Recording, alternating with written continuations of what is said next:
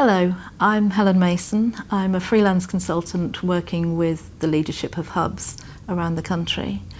And I'm hoping to talk to you today about my journey of learning about fundraising and what it means within a music service and later a music education hub.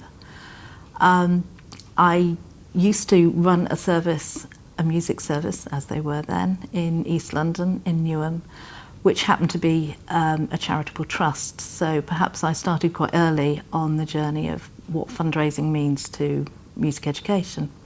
I thought it might be helpful for us just to consider how far we've travelled already. Looking back over the years I've worked in music services, I think lots of you will remember a time when we ran very traditional organisations. We were seen as the pride of our borough. How many of us have been called the jewel in the crown? That sound familiar?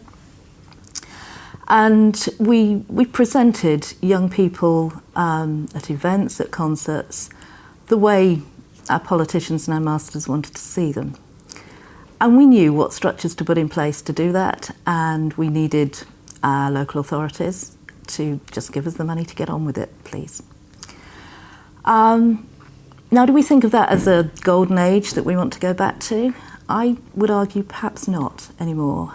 Yeah, it was fun while it lasted. But we're dealing with a different generation now. These are children who have much more of their own idea, their own pathways.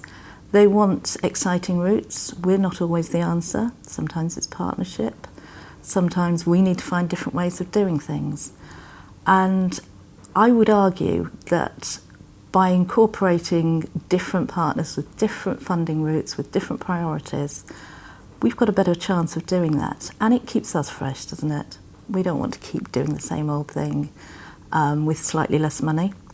It sometimes feels that way, I know.